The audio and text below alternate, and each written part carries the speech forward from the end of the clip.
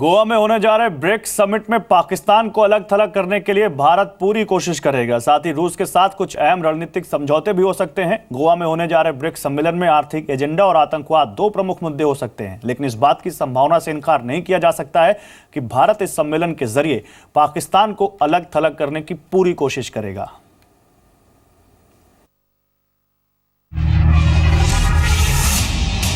गोवा में होने जा रहे ब्रिक्स सम्मेलन में आर्थिक एजेंडा और आतंकवाद दो प्रमुख मुद्दे हो सकते हैं, लेकिन इस बात की संभावना से इनकार नहीं किया जा सकता कि भारत इस सम्मेलन के जरिए पाकिस्तान को अलग थलग करने की पूरी कोशिश करेगा। 29 सितंबर को सर्जिकल स्ट्राइक के बाद से भारत ने प्रयास शुरू कर दिए थे, लेकिन ब्रिक्स सम्मेलन के जरिए भारत घोषणा पत्र में आतंकवादी गुटों को पनाह देने और उन्हें हथियार मुहैया करने में मदद देने वाले देशों को अलग थलग कर देने की बात को शामिल करवा सकता है। हालांकि इस बात की कम संभावना है कि चीन के राष्ट्रपति शी जिनपिंग ऐसे किसी कदम में रुचि लेंगे जिससे पाकिस्तान के साथ उसके रिश्तों को लेकर कोई संदेह पैदा हो।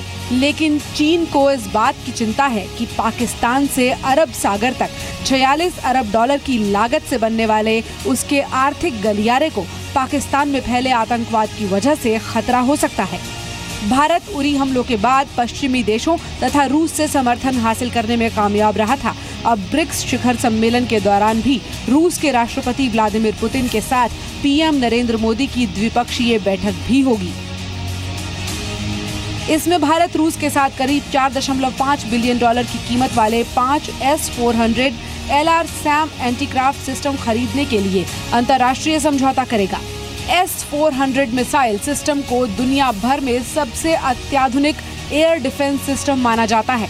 इस दौरान भारत और रूस के बीच 4 युद्धपोत, 5 S-400 एंटी एयरक्राफ्ट सिस्टम और कामोव 226T हेलीकॉप्टर का भारत में संयुक्त उत्पादन करने पर समझौते होंगे, जो मेक इन इंडिया प्रोग्राम का हिस्सा होगा। दोनों देशों के बीच 200 हल्के हेलीकॉप्टर्स की खरीद समेत कई अहम समझौतों पर बातचीत अंतिम दौर में है। हालांकि चीन के साथ संबंधों में जारी तनाव के खत्म होने के आसार अभी नजर नहीं आएंगे।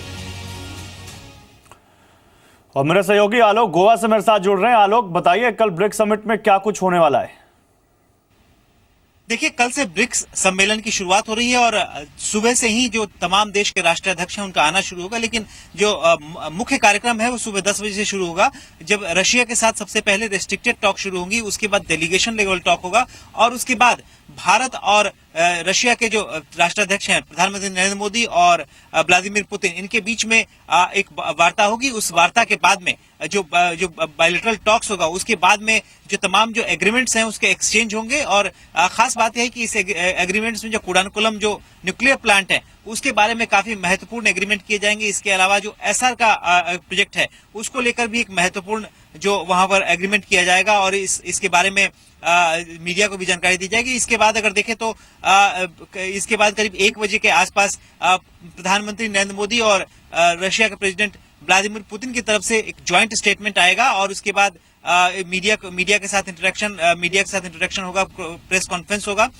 लेकिन उसके बाद देखें तो 2 बजे के करीब कहें तो चाइना का जो डेलीगेशन है, वहां के प्रेसिडेंट जो शी जिनपिंग है उनके नेतृत्व में यहाँ पे गोवा में लैंड करेगा और उसके बाद से बैठकों का दौर शुरू होगा। तमाम देशों के राष्ट्राध्यक्ष आ चुके होंगे।